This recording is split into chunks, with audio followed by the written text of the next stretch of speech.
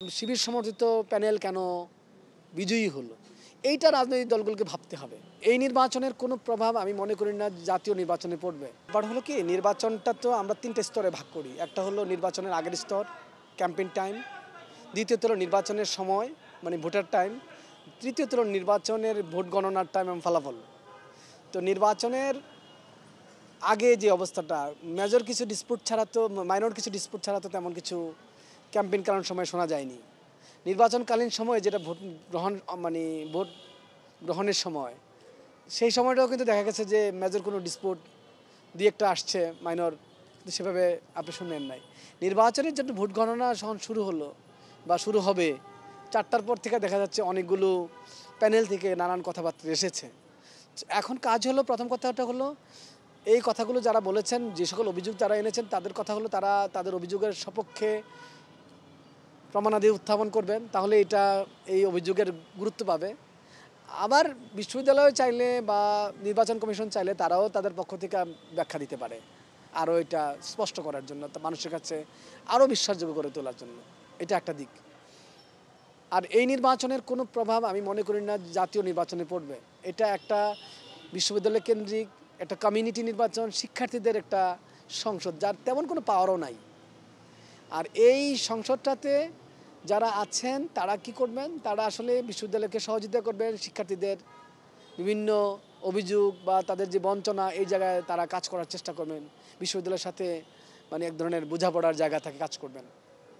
এই অবস্থায় বাংলাদেশে যারা জাতীয় নির্বাচনে অংশগ্রহণ করবে বা যারা ভোট দিবে, তারা তাদের নিজস্ব চয়েস থেকে দিবে। ওই প্রার্থীর কোনো কানেকশান ঢাকা বিশ্ববিদ্যালয়ের ডাকসুতে থাকে না, যে কারণে ডাকসুর নির্বাচনের প্রভাব ওদের কাছে পড়বে না সিদ্ধান্ত গ্রহণে, কারে ভোট দেবে সেক্ষেত্রে। কিন্তু প্রভাব পড়বে কোনটাতে, রাজনৈতিক দলগুলো ভাববে যে এই নির্বাচনের ফলাফলটাকে নিয়ে, যেটা আমি আগে এভাবে চিন্তা করি নাই। ফলাফলটা কি?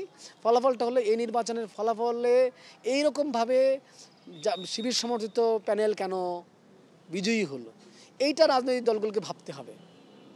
কারণ রাজনৈতিক দলগুলো এটা কল্পনাই করে নাই। তো এখন যেটা কল্পনা করে নেয় সেটা কেন হয়েছে, এর কারণগুলো খুঁজে খুঁজে দেখা যাবে কি, যেমন পরিকল্পনার ব্যাপার কিনা, কৌশলের ব্যাপার কিনা, অনেক সময় অনেক দিন যাবৎ প্রস্তুতি নেওয়ার ব্যাপার কিনা, নির্বাচন কমিশনের যে পরিবেশ এইটার ব্যাপার কিনা, অথবা নাগরিকদের কাছে পৌঁছার ব্যাপার কিনা, মানে ভোটারদের কাছে পৌঁছার বিষয়টা কিনা, মানুষের সাথে আচার আচরণ, বিশেষ করে পোস্ট জুলাই যে পরিস্থিতি তৈরি হয়েছে, এই পরিস্থিতিতে জুলাইকে কতটা আপনি মানুষের কাছে আপনার চরিত্রের মাধ্যমে, আপনার আচার আচরণের মাধ্যমে মানুষের কাছে নিতে পেরেছেন, সেটা সবচেয়ে ইম্পর্টেন্ট হয়ে দাঁড়াবে আগামী জাতীয় নির্বাচনে। আমি সেই জায়গা থেকে দেখতে চাচ্ছি এই নির্বাচনটাকে, আমি দেখতে চাচ্ছি যে এটা একটা প্রথম এবং দ্বিতীয় স্তরে এই নির্বাচনের ব্যাপারে কারোরই কোনো ধরনের যেহেতু বক্তব্য ছিল না সেইভাবে, সুতরাং এই প্রথম এবং দ্বিতীয় স্তরের তো নির্বাচন গ্রহণযোগ্যতা পেয়েছে। তৃতীয় স্তরে ফলাফলের সময়ে যে আলাপ আলোচনাগুলো এসেছে, সেটার জায়গা থেকে বিশ্ববিদ্যালয় এবং যারা মানে অভিযোগগুলো এনেছেন তাদের ফার্দার যে অবস্থান, তার উপর নির্ভর করবে এই নির্বাচনটা আরও আসলে কিভাবে মানে মানুষের কাছে বিশ্বাসযোগ্য হবে। নির্বাচন মোটামুটি, যেহেতু সাধারণ শিক্ষার্থীরা এই নির্বাচন নিয়ে আজকে সারাদিন কোনো প্রশ্নবিদ্ধ করছে না বা তারা রাস্তায় নেমে আসছে না এটার ফলাফলের উপরে, সেক্ষেত্রে বলা যায় যে এই নির্বাচন নিয়ে কিন্তু সাধারণ শিক্ষার্থীদের রেজাল্টের ব্যাপারে মানে আর ফার্দার কোনো আগ্রহ কি আছে, এই প্রশ্ন কিন্তু থেকে যায়। আমার কাছে মনে হচ্ছে তারা দীর্ঘ সময় ধরে প্রস্তুতি নিয়েছে। জুলাইয়ের অভ্যুত্থানের পর থেকেই ওরা কার্যকর ছিল, অ্যাক্টিভ ছিল, কারা নির্বাচনে প্রার্থী হবে, তাদের কৌশল কী হবে, তাদের বয়ান কী হবে, তারা কীভাবে নাগরিকের কাছে পৌঁছবে। তাদের সবচেয়ে বড় ব্যাপারটা ছিল তারা তাদের সর্বশক্তি ব্যবহার করেছে এখানে।